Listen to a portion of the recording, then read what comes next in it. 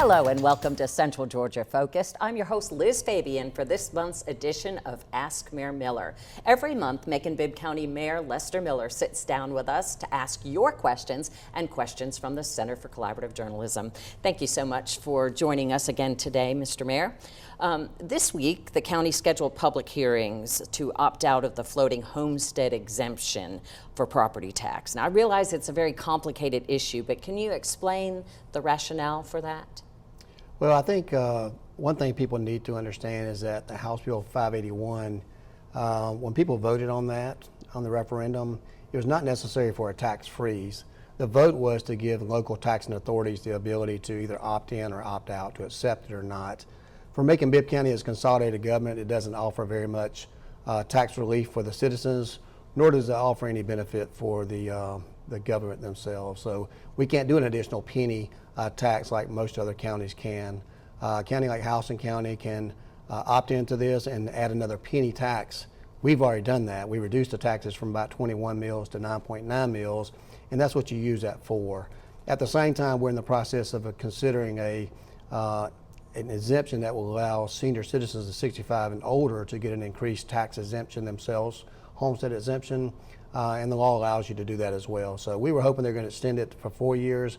The new House Bill 92 extends it up till March the 31st. So there's still time, even if we have these hearings, to still opt in by March the 31st. Of course, when we were going for the OLOS, the rationale was that it was going to lower property taxes. And then Grant Blankenship wants to know, so if this would essentially kind of hold taxes for people, why opt out of that mechanism? Because it doesn't. It doesn't do that. It has a provision in there that depends on what the inflation rate is, which is unknown. The other thing, if you opt in for 50 years.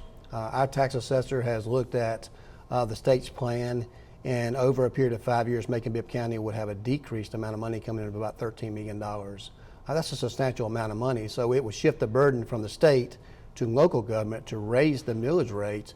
In that case, would be about 2.5 mills. So it doesn't do any good for Macon-Bibb County. Monroe County has, I think, decided not to opt in as well. I think they're going to opt out, which is a little bit strange because they could do another penny, although they do have a T-SPLOST there, so they're already at 8%, I believe. But Macon-Bibb County will be like every other city in Middle Georgia, have about an 8% sales tax. You mentioned maybe a property tax exemption for senior citizens. How would that work, and what's the rationale for that?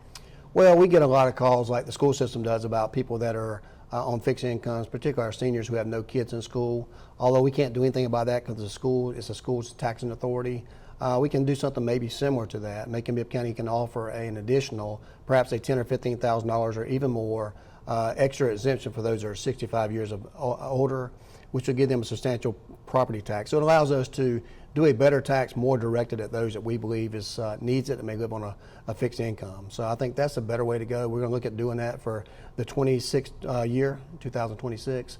So I think that's something that gives us another reason not to do it. But I really wish there was a sunset provision in the House Bill 581 that will allow us more time to see how this affects Macon-Bibb County's tax digest, because we typically roll the millage rate back anyway. But we think going the senior route and the fact we've done the OLOS, we've already received the benefit from Macon-Bibb County, unlike most of the other counties that's not consolidated. Early voting is already underway for the 2025 SPLOST. Now, why is that crucial to the Miller administration agenda and the future of the county? Well, for a lot of reasons. Your 1 penny sales tax is a way to do large capital expenditures for your community without having to increase the burden on property tax holders. The 1 penny, most importantly for us, will allow us to finally get these roads under repair.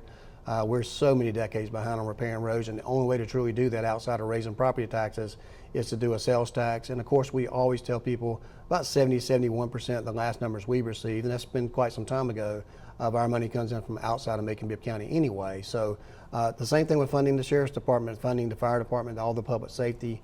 We can't buy those fire trucks like we need to, about $950,000 a pop. We may have to buy a couple of those a year out of property tax dollars without raising the rate. So this gives a fair way for people outside of our community to contribute.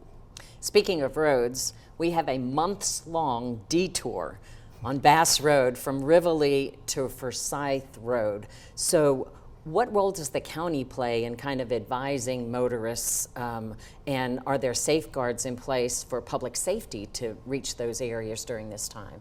Well, that's a GDOT project's been planned for quite a while. There's been a lot of notice given out to citizens, both in signage and both in the PR department. I know this morning my phone's ringing off the hook. Today's the first day, and there's cars already backed up at Westland and Riverly and things of that nature. So the sheriff is aware of that. They've been meeting, prior to that to kind of do some traffic congestion. But it's just going to be something people have to alter their routes or their schedules to make sure that this happens, and it's going to be probably a 4 to 6 month project. Now, at the recent Pedestrian Safety Review Board meeting and Complete Streets, they were touting the better relationship with GDOT. So how has that changed from the first administration? Well, we've always had a great relationship ourselves with GDOT. Commissioner McMurray's done a wonderful job advocating. Tyler Peak is one of our local representatives here we work closely together with. We wanted to have open communication, so we started having systematically meetings with them, open communications with them, whether it's telephone, text, or basically having meetings in person, let them know our projects ahead of time and what we can expect. I think once we get this large interchange complete, it will happen one day. Things will be a lot more smoother for us in Macon, but we'll move on to things like the Bass Road expansion and all the roundabouts that are going there and the new widening and things of that nature. So we've got a great relationship. We make sure that we keep each other abreast of things that's going on and what our needs are in the community. And lately I've been talking to our local delegation to make sure they knew what our needs are. So when they meet with the GDOT, they can tell them that as well. And they've also been helping at the airport, and we're glad that they put some funding in there for Macon-Bibb County. Is there anything you can say about the Bass Road widening project? Has that gotten any farther along? Or? Well, it's still on schedule, I will say that. And Macon-Bibb County's portion that we have to put up has greatly increased. But thanks to SPLOST and things of that nature, I think we'll be well positioned to pay our portion when it comes down to it. Really the state and the federal is going to drive that. But we're ready when we need to do things. But you can expect probably in the next 18 months to go ahead and start the right-of-way process and start seeing some designs out there. What other road projects do you think are necessary for Macon-Bibb County? I think we've got to go back and revisit the Forest Hill. It's been on again, off again. We were ready to do it last year, and then of course they ran into some overages, I think, with the estimates they received from the state. As you recall, back when the Macon Mall was in its prime, you had all these people coming across, and then as it kind of died out a little bit, then of course the need for that road didn't see the need to do it. And then after a while, now we've generated more activity in that area. Now we see the need again to do that. So I think you'll see that. The Bass Road is going to be probably a big part. We've finished up most of Jeffersonville Road, and we'll start looking at doing a lot of sidewalks too as well. Mr. Mayor, cuts and uncertainty with the government office or the Department of Government Efficiency, or DOGE. Are we seeing any ripple effects down here? I know the FEMA trip with the county has been postponed from March to July, and maybe a grant for lumber is on hold. Not at all. I don't think there's much to be concerned about Middle Georgia. Of course, this always has to be on our radar. We've got people that are panicking a little bit, and we have to tell them, this is still early on. We're in the first 30 days of the new administration. I think there's a lot of talk and a lot of fluff going on, and a lot of negotiation and strategic things happening behind the scenes. So I'm not overly concerned about it right now. Getting back to work and getting into the workplace is going to be different for people, especially those that commute from a long ways or used to work online. But as far as any particular cuts, I'm not overly concerned about any right now. But we got on our radar. We'll get updated from DC and from our local representatives when the time is of the essence. But right now, I don't want to overreact to it.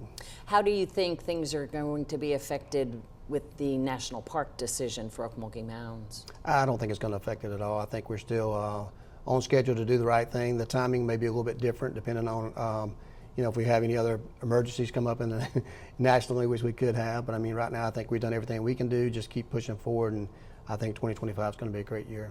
What's the status of the East Bank project? I thought we were going to hear about a developer in the near future. Well, we will. We've finished up the public engagement there.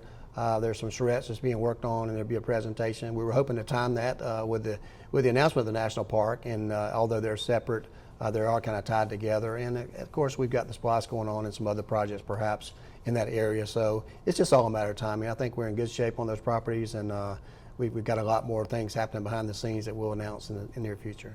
Are downtown development plans progressing along Riverside Drive and the old hotel? Certainly so. I think we certainly will be announcing something, at least on the Old Transit Authority site. Hopefully we'll have some activity on that to announce very soon. as soon as the next few weeks perhaps, or next month. And then, we're continuing to finish up the project there at 108 First Street where the old Hilton used to be. And I think we'll be getting into probably some RFP or design phases of that project. So a lot going on in downtown Macon and everywhere really, and especially at the airport as well. So we're excited about a bunch of new development coming in, and we're going to be releasing that probably month after month like we did the first administration. Now, what about the health club and the office building across the street? Newtown Macon is working with urban development, but any plans for that yet that's surfaced? Yeah, I think there's some plans could be surfaced. We can't do anything in writing or form any type of agreements because we still have Atria and Navison in part of that building there. They're not required to, I think, leave out till around August this year. Doesn't prevent me from thinking about what we can do there and talking to some folks. We can't enter into any agreement. So I think by the end of the year we'll have something down on paper on that and have a project ready to go, and it'll involve that property there as well as the property across the street. So there's certainly a lot of interest in that, and it ties on to what we're doing at Rosa Parks, the Otis Redding, and of course the Gateway project right behind City Hall. In recent months, there have been a lot of tweaking of rights-of-way and things downtown, alleyways, and Ms. Matthews of Cherokee Heights wants to know why there are so many alleys. She discovered that there was a Hillcrest Lane near her, and she didn't notice it until people started putting up tents and staying there. So why are the alleys still existing, she said, if they're no longer needed? Well, I think nobody wants to take an alley from someone. I think that you go back to the horse and buggy days and the way things used to be mapped out, and of course the topography changes by different projects that are coming up. So every now and then if we have a lane that needs to be closed or someone wants to purchase it or close it, we work on those. But we're not in the business of necessarily going and closing some lanes, because once we give those away or close them, if another project comes up in the area, you got to go back and undo all that. So I wouldn't be worried about it too much, but certainly there's been people who approach us that have contingent property and they want to close those, and we've been able to do that in certain situations. And I think she said, the tents there are a concern for her. It seems like the unhoused living in these kind of urban makeshift campgrounds seem to be shifting locations, but they never seem to fully go away. What else do you have planned? What could be done? I noticed you had a social media post not long ago. Yeah, there's a potential new law that's coming out with the state, so I wanted to kind of get some feedback from local citizens. Over about 600 comments, so I think there's pretty good engagement there, especially when I got a lot of followers. But it's a tough issue. It's something I said before. You have to balance it. You have to look at the economic part about it as well as be compassionate part about dealing with people. Got to separate the mental illness part with the criminal part, right? We have some people recently in some of these encampments that have done some serious crimes, but for going into those encampments, we never would have found those folks. But at the same time, we can't allow people to take over our public spaces. That's where a lot of this is coming out to. I think our numbers are going down. People see them more because they're more visible now, because really I told you before that they cleaned up all the underbrush and all the woods and all those things around the interstates. That's usually where they're at. You usually don't notice them. But now that we're working on the interchange, it's a lot more exposure there. We're very limited on what we can do because of all the construction that they have going there, so it's hard for us to manage that. But Brookdale's still doing well. We're still beefing up our nonprofits and working together on United to End the Homeless. And we're getting some more, hopefully this year we're going to get some more property on the market for housing, which is going to be something that we got a housing first model that's going to help take care of some of these problems. Is the public space issue the reason Daybreak couldn't have their sleep out at Carolyn Creighton Park this year? Or? No, not at all. Well, I don't say directly. We let them know last year that was going to be the last time that they could do that. You don't want to encourage people to sleep in the park because it's against the law, number one. And certainly we've had some challenges there at Carolyn Creighton Park. We can't have kids that can't go down there and enjoy the slide because someone may be sleeping on there or leaving their clothes or food or any other kind of drug paraphernalia. We've had some break-ins there at concessions and our lights and thefts there. So you don't want to encourage people to be out in the elements there. I think we're enabling people at that point in time. We'd rather move them into more stable housing. So we're not going to let one group do it and another group not do it. So I think they had another alternative. They did that this year, and Daybreak's going to be just fine raising money. And what about plans for that section of Walnut Street now that the Norfolk Southern building's demolished? Well, we're going to get through Cherry Blossom first. So we'll grade that side a little bit, put some gravel down, be plenty of parking there. By that time, we'll have a RFP out there. Georgia Power's doing their deal as far as, making sure that we take care of some of the issues dealing with the road and underground utilities there. We're working with Macon Water Authority to make sure we know where that water runoff is going to go and maybe have a retention pond over there. And then we'll do our project and have it ready for next Cherry Blossom. And I have a question about Lake Tobosoffke as well. Anything new on the glamping proposal? What's the next step? Public engagement. We were trying to get that ready for this month, but we're going to be sometimes the latter part of March. There'll be a meeting there at Tobosoffke to discuss the project, to show the ideas and to get more into the funding before we sign a contract. We want to hear from the public on that. So I think probably the third week in March we'll have that engagement and people can get a better understanding of what's going to happen. Now, when we launched the Macon Newsroom about 5.5 years ago, I gathered information on nearly 4 dozen boards and authorities that the mayor and the commission have some appointment responsibility or they get tax dollars. And recently, you changed out 7 members of the Friends of Rosa Parks Square Board.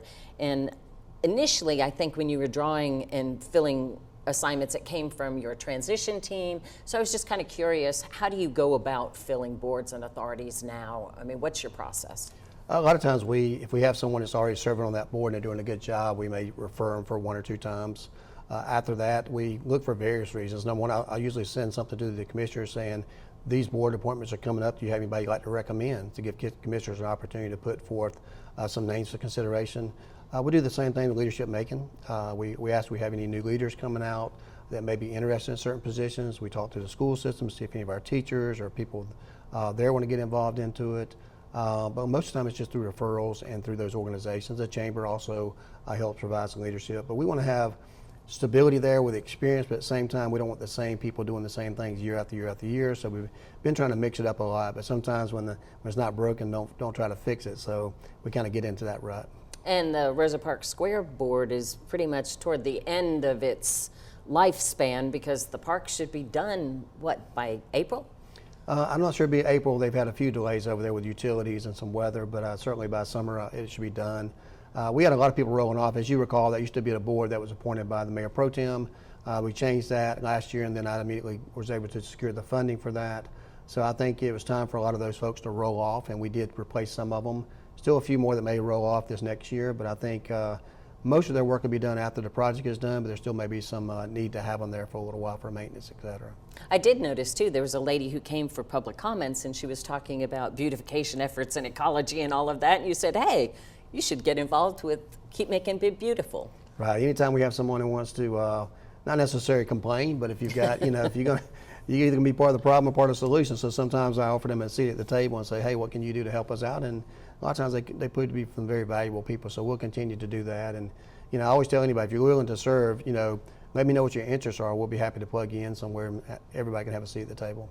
And Ms. Matthews from last segment also wanted to know how she could get involved to better her community. What kind of opportunities are there? Well, it depends on what her interest is. I say I would start by contacting my commissioner, or she can contact my office through Director Communications through Chris Ford, but also with Director Affairs, Community Affairs with Mr. Ficklin. And I think he can probably get her involved in everything. But we want to know what your hobbies are, what your interests are.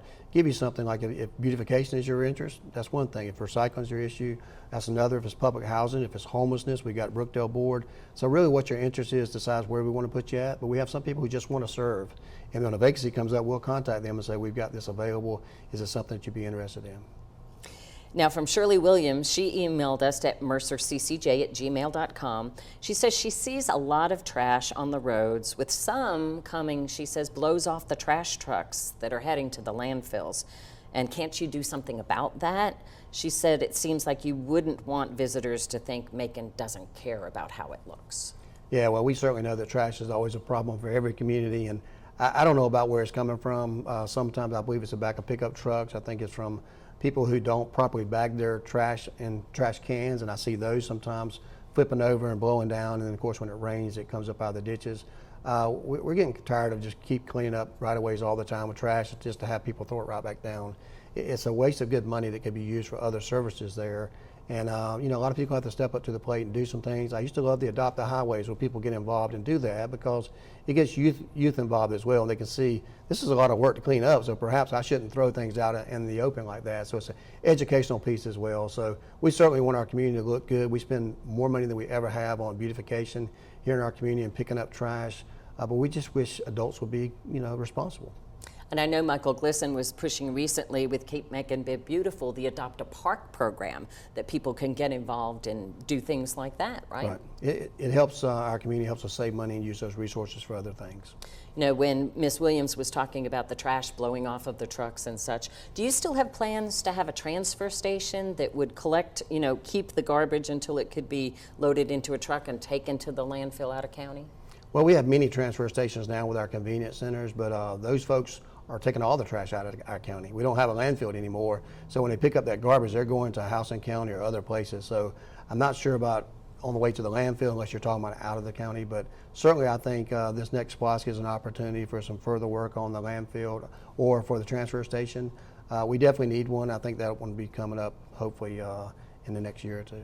And where are we in the process of closing out that landfill? It seems like it It'll be takes a closed out in very 2025. long time. And This so year. this year it happens, right? This year it happens. We'll be officially closing out. We're making the final touches on there, making sure everything's done with the environmental protection folks, and I'm more eager than anyone to close that property out there. And then we can get some grass, maintain it, do those things, maybe even having a park there one day or reserve. So I think preserve. I think that's going to be a great addition to the community as well. I think the county administrator, Dr. Moffett, was saying not too long ago that one of our industries was buying the methane that was coming off of there, and so they're no longer have a need for that. So now they're monitoring wells or something have to go in there, because there are all these different regulations when you close a landfill because of the potential for stuff to leak out, right? Right. Just because you close it doesn't mean you don't have maintenance costs to do in the future, and we're obligated to do that for numerous years. So I think there's a lot of possibilities to properly use that and keep the cost down for the county. But I'm ready. That's one of the big items that we're doing this time to close that out, and I'm excited about doing that probably before we start our next SPLOST. We're getting ready for Crossover Day coming up on March 6th, I think, at the Georgia State Legislature. What are the things that you are watching out for up at the Capitol? Anything that adversely affects Macon-Bibb County. I mean, there's a lot of bills out there that may affect us. We have two groups, ACCG, Association of County Commissioners of Georgia, and Georgia Municipal Association, GMA, that we work hand in hand to kind of track these bills with, anything that plays any kind of part of what we got going on in Bibb County. So we've been following a lot of those bills, no matter what it is, especially if it's going to adversely affect counties. Some of that's been along the lines of tort reform. Some of it's been the nuisance we talked about with the homeless encampments. Some of it's been the tax bills like the House Bill 92. Some of it's been, municipal city tort reform as well on House Bill 132. So we've been monitoring all that to kind of see how it's going to adversely affect us and give input when necessary. I'll be over there all day on Crossover. I'm a member of the Legislative Policy Committee, so we'll be monitoring those, talking to the delegations throughout Georgia to try to encourage them to vote the way it's going to be best for our citizens. We only have about 30 seconds, but have you heard anything about the potential third term for a Macon mayor? I don't keep up with that. If it happens, it happens. If it don't, it don't. I just know that it's been sent to the legislators, and we'll see if they drop a bill or not this year. But we're just going to keep working as usual. Do we have to even ask that if it does pass, that you would throw your hat in the ring? Well, I've always said I'd rather be mayor than anything else, but if that door closes, I'm sure there'll be another one open at the state level. Well, our door is closing for this show, but remember, send your questions to mercerccj@gmail.com, and we'll get them answered next month.